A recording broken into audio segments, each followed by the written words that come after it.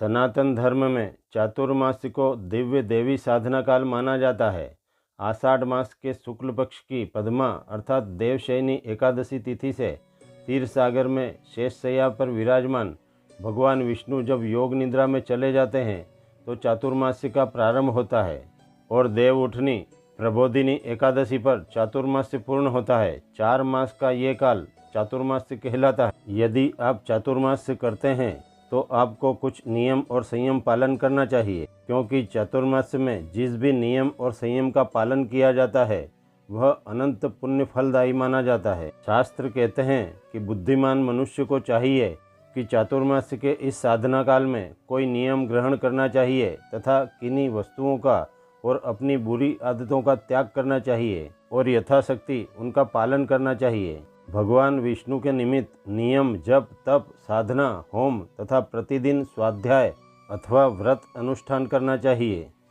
चातुर्मास्य के इस अमृत साधना काल में मन, वचन, कर्म से जो मनुष्य धर्म और मर्यादा तथा ब्रह्मचर्य का पालन करता हुआ पूर्ण शाकाहारी भोजन का भगवान को भोग लगाकर एक समय व्रत करता है, वह प्रत्येक प्रकार के सुखों को भोग कर अंत में मोक्ष को प्राप्त होता है। तथा जो मनुष्य इस काल में प्रतिदिन धर्मपरायण रहकर नक्षत्रों का दर्शन कर भगवान को भोग लगाकर भोजन ग्रहण करता है, वह सर्व प्रकार से संपन्नता और समृद्धि को प्राप्त कर लेता है। शास्त्रों में कहा गया है कि इस दिव्य चातुर्मास के समय जो 5 दिन उपवास रखकर भगवान को भोग लगा 6ठे दिन भोजन ग्रहण करता है, उसे राजसूय यज्ञ और अश्वमेध यज्ञों के समान संपूर्ण फल प्राप्त होता है और वह वैकुंठ धाम में वास करता है।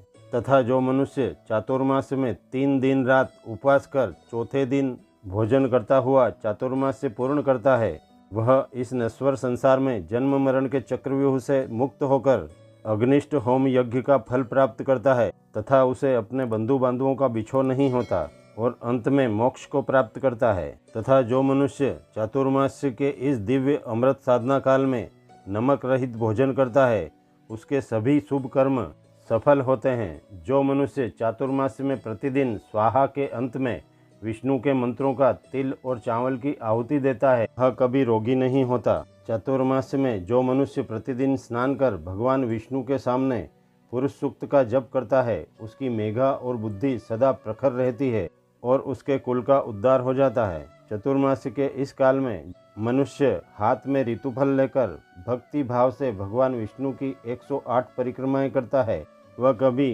पाप वृत्तियों में लिप्त नहीं होता।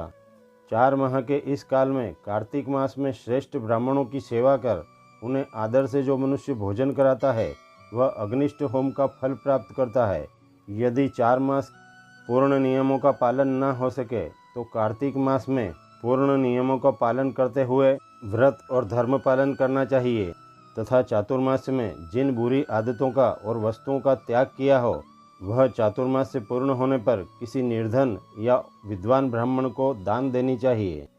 संपूर्ण चातुर्मास्य में भगवान श्री हरि विष्णु से इस प्रकार प्रार्थना करनी चाहिए कि हे हरि, श्री वत्स चिन्ह धारण करने वाले लक्ष्मीकांत, श्रीधाम, श्रीपते, अविनाशी परमेश्वर, धर्म, अर्थ, काम और मोक्ष के दाता, मेरा गृहस्थ धर्म, गृहस्थ आश्रम कभी नष्ट न हो, मेरे माता पिता नष्ट न हो, मेरे अग्निहोत्र ग्रह की अग्नि कभी शांत न हो अर्थात बुझे नहीं, मेरा स्त्री से संबंध विच्छोह न हो।